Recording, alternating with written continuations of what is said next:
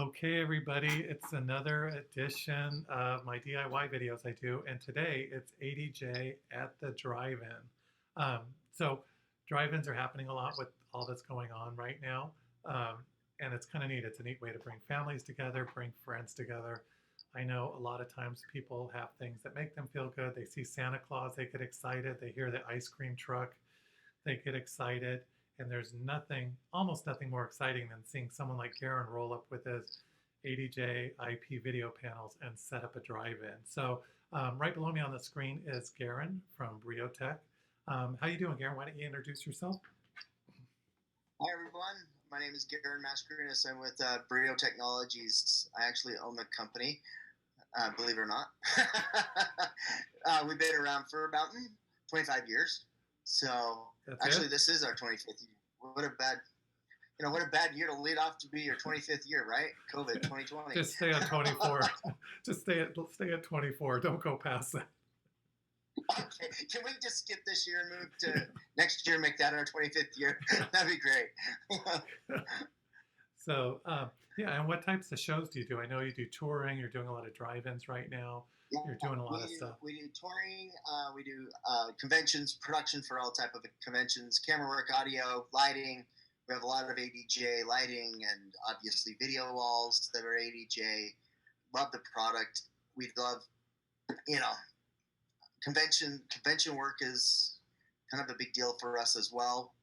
And yeah, it's Awesome. kind of everything like that. I'm sorry. Awesome. So, My brain is scattered. I'm sorry. oh, no problem. And that's because you're so busy right now, which is awesome. When you're Yeah, running we around all have day. been unusually busy with COVID. Unrealistically, it's been Yeah, crazy. yeah. It's a interesting time, and we're thankful to have you here, and we're thankful for all you're doing out there. Um, One of the things too with the ADJ IP panels, and from time to time products change, and so in this video we're using the AV4 IPs. I don't know when people are going to be watching this, so you'll always want to check the site and see what's current and what's going on.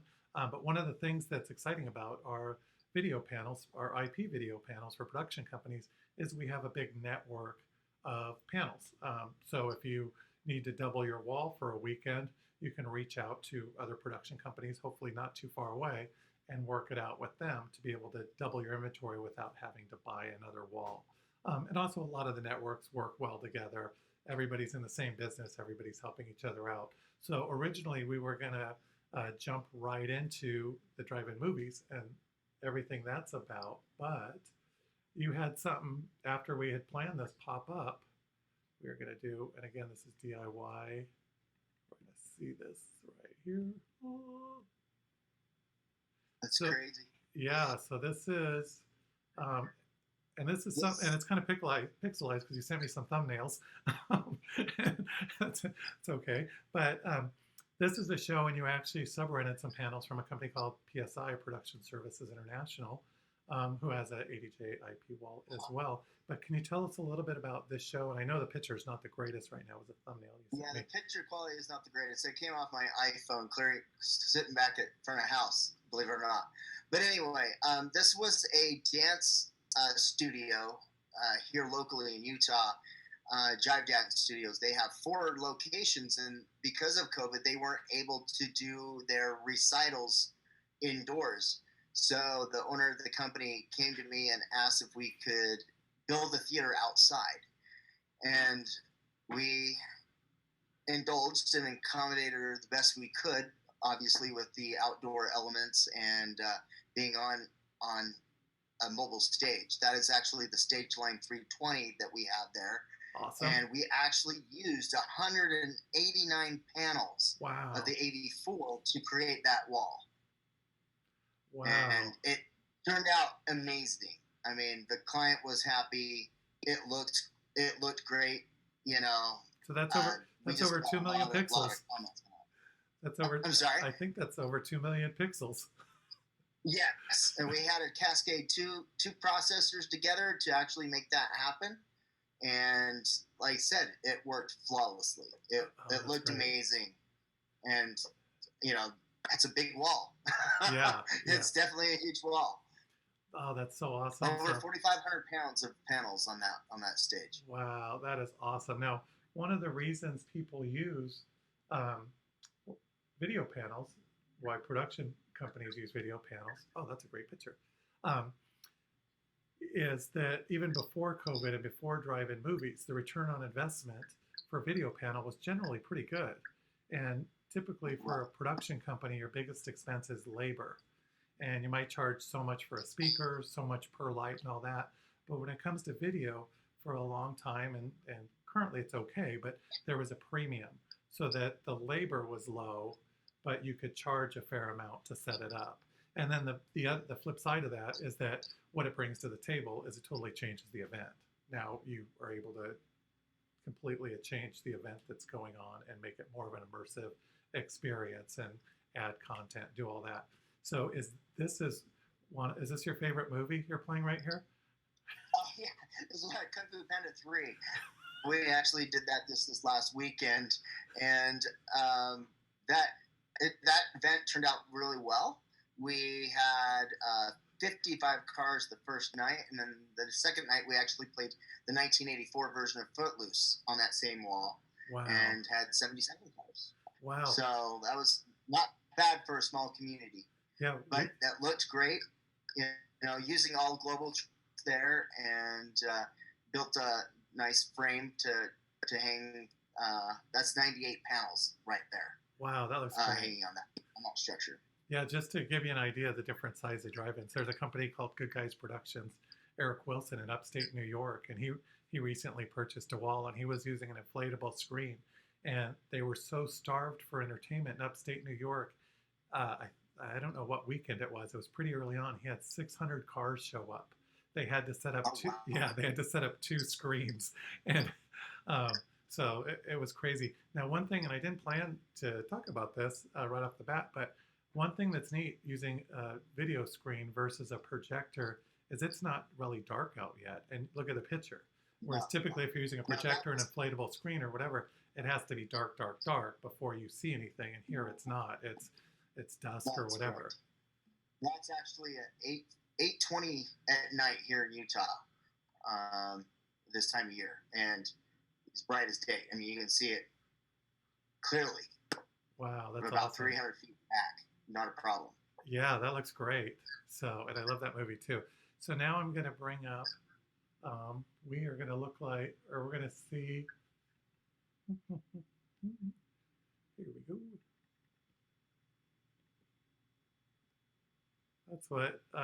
That's what things look like from the back. So you can get an idea of the brightness of the panels right there.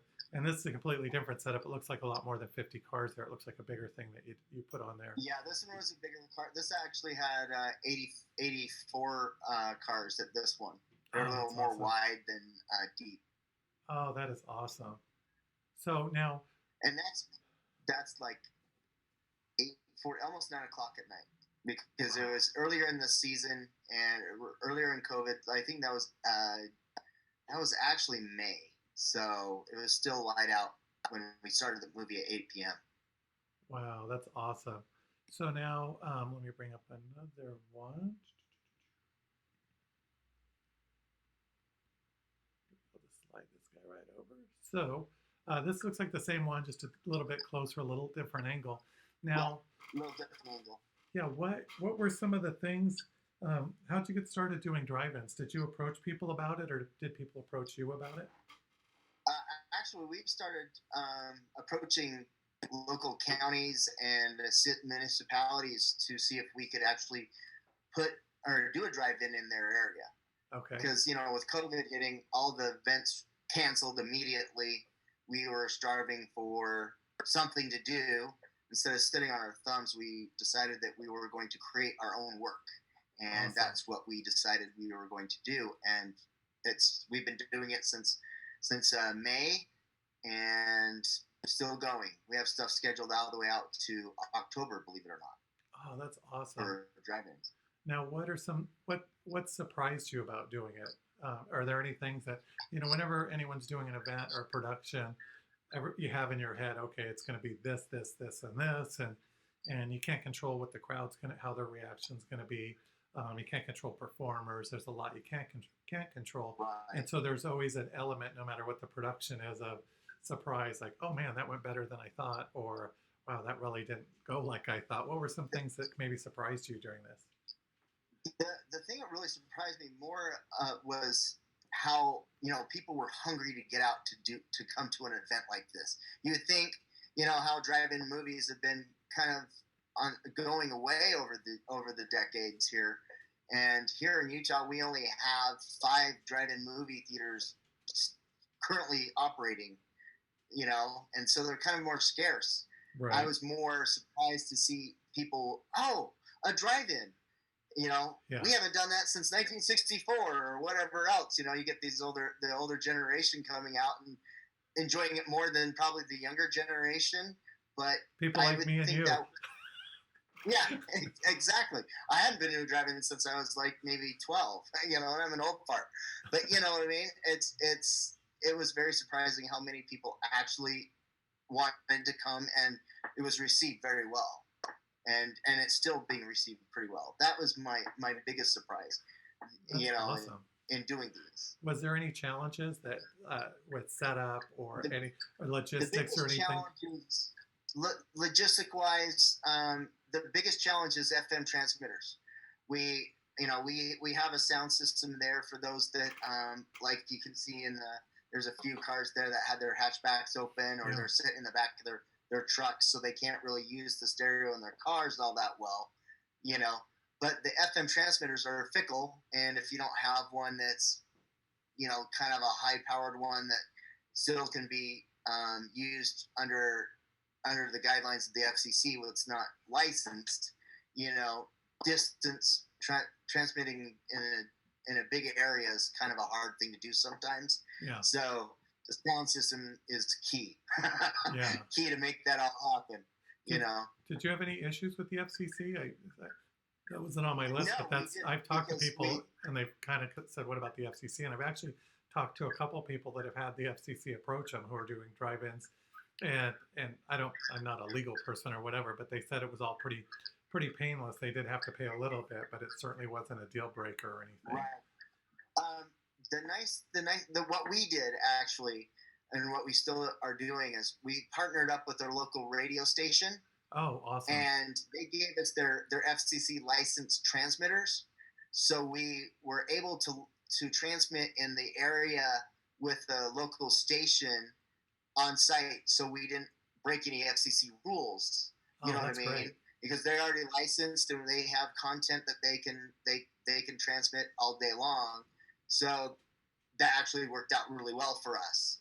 Nice. Because, like I said, in our first ones, we had problems with the transmitters being too low powered to actually transmit it to the area that we needed. So we thought out of the box, hey, why don't we work with local radio stations and see if they'll let us broadcast on their channel, and they'd go dark and anybody could hear it, but they didn't know exactly where the video content was at to be able to watch the video.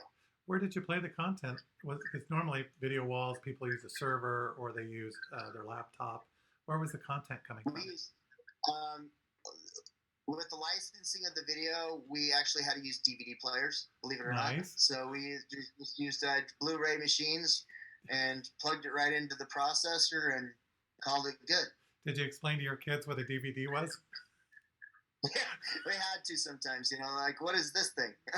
Because normally they stream off the website, off Netflix or something. Exactly. But that's how it worked best, to be honest. Nice. So we are gonna, let me go right here.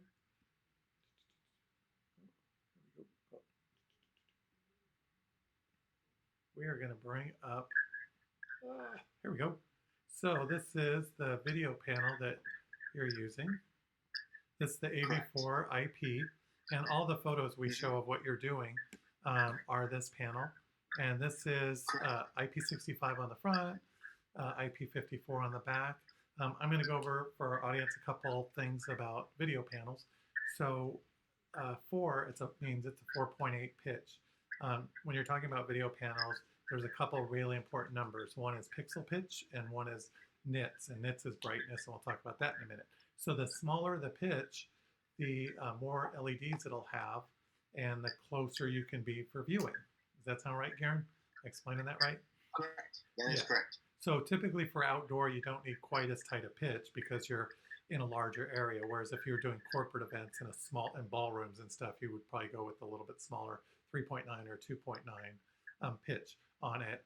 And then the other thing is here's the specs on it. It's 104 by 104. So that means 104 pixels by 104 pixels. So that, if I do the math in my head real quick, it's about 10,800 pixels per panel. So there's a lot of LEDs on there. And this is 19.7 by 19.7 or 500 by 500, which is pretty cool. And then the other thing is this number here is your nits, and that's your brightness. So typically an indoor panel is going to be about 1,200 nits. You don't need the brightness. And an outdoor panel is going to be anywhere from 3,500 to maybe 5,000 nits, sometimes a little bit higher. To give our audience a little perspective on how bright these are, if you had an iPhone X and you turn the screen all the way up as bright as it could go, that's about 634 nits.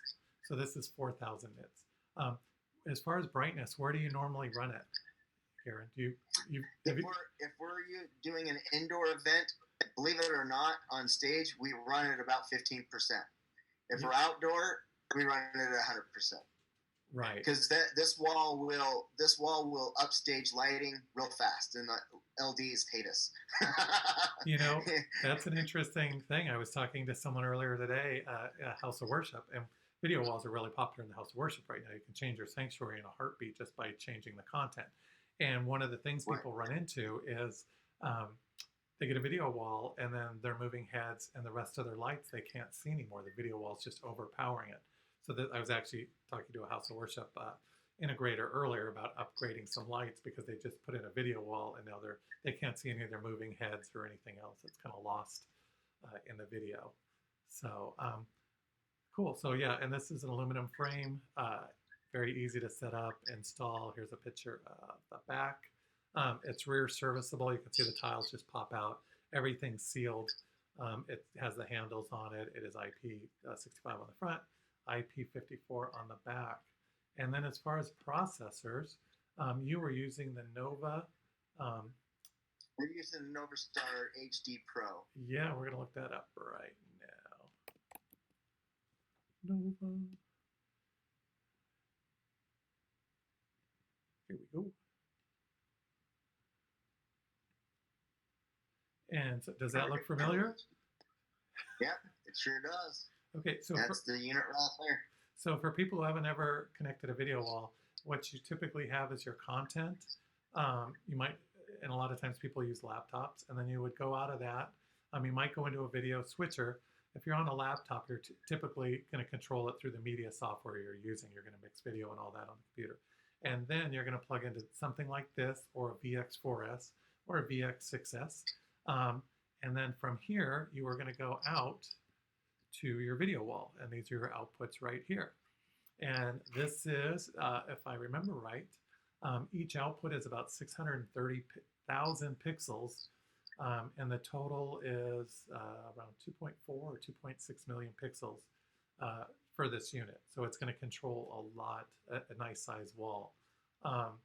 And why you've owned different processors in the past, I believe, and you actually owned a different wall before ADJ. What made you choose this processor? I liked the versatility of that processor.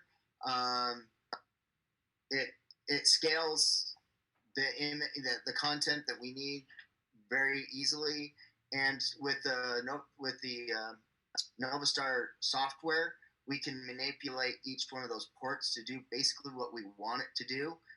So you don't have to run redundant ports. You can actually you can separate walls with that. Do 4 different walls with that processor. That's a good point. Yeah, and plus you can control it through DMX. So the actual light board can actually control that processor and pixel map video content as well. So, which is really awesome. We've done it. My LD's done it a couple of times with a couple other events we've done in the past, and it really works out well. Yeah. So it's kind of really universal. I know a mutual friend of ours, Kenneth, I believe he has a Grand MA lighting board, and he got the Media Master Pro, and that was a big part, is so that he could set his cues in his video on his Grand MA. So when he's bringing up a fader, he's bringing up different video clips and controlling the intensity and all that. So he's not having to go between multiple pieces of gear. And nowadays, more and more, it's all working together. You know, your video, your lighting, everything has to be on point. So that's a great reason. You also brought up another interesting point, is that with the, and it also works, the VX4S and VX6X do the same thing if you're using smart LCT software to configure it. But you can actually run multiple walls off this and multiple pixel pitch and multiple configurations. So you can have a couple ports doing a 2.9 mil wall and then another port doing a 6 and have it all go through one processor. And on the software, you can configure the walls and do everything on that. One thing that's neat about this processor is the other ones, like a VX6S and VS4S, you need the smart LCT software is typically what people would use, and they can figure it on their laptop, which is really easy to do. And then they would download that into the processor. On this one, you can actually do just about everything without having to use a computer, where you can go to the front of the processor. And you can do that on some of the other ones as well, but you're going to be limited as far as what you can control, and your configurations are going to be pretty basic. Whereas in here, you can just walk over to your rack and go through and set everything up without having to plug in a laptop and download your configuration file. Correct. Yeah, this processor is very, very user friendly and very easy to use, and that's the other reason why it brought, that it drove us to buy this one in particular. Cool. Cool. Well, I think we've covered a lot of stuff. I'm going to bring up another picture here, and there we go. Oh, yes. Oh, that's better. So here's an idea. That background is just beautiful. Is this your backyard? Yeah, I wish. Yeah. Kind of living in Utah, we do have that quite the unique scenery. And that's in southern Utah. That's actually in a little city or town called Kanab, Utah, right by the Grand Canyon. Nice. Just outside of the north rim of the Grand Canyon. And that was just a music festival we did about 3 weeks ago. So this is during COVID times, and everyone's kind of spaced out and everything? This is during COVID times. Yes, wow. They laid out, they painted the ground so it's in pods of 6 feet. And most of these people, right, you see in there are families that are sitting together. But it's all within the COVID guidelines. You're so lucky that Utah's letting you do that. I know people in other states that have tried to do that, and they've gone to their cities and counties and all that and said, look, I'll do sound, lighting, video for free if you'll let me do this, just because they want to show it's safe and they want to be the company going forward to do those. And every time just about this was a month or so ago, but they were still getting shut down, that people didn't want to, do that. And we all kind of say the same thing, that once one person does it and it's safe and they show it can be done safely, then hopefully the floodgates will open and cities and counties and states will be more open to doing outside entertainment like this. Utah is a little unique. We like to be the first and show that we can actually do things. Our state didn't completely shut down, but now as things have gone along, we are opening up more and more, and we're able to do more and more because of within the COVID guidelines. And we've not only done events like this, but we have done house to worship where they want to get their congregations back. So we've done outdoor worship on Sunday, and they've had 1,200 people there. Nice. COVID compliant, and all boxed off into 6-foot sections where everybody's social distanced and whatnot. It can happen as long as the government will let you do it. Well, we just had a thing that said we're going to be out of time pretty quick. So I'm going to have you, how would people reach you if they wanted to do something like this or had questions? They can reach us by 801-572-3002 is our office number. You can look us up on Facebook at Brio Technologies, or you can look up our website at www.brioav.com. Cool. And I'm Tom Freret, Regional Sales Manager for ADJ. If you want to email me, it's tom.freret, Freret, @ADJ.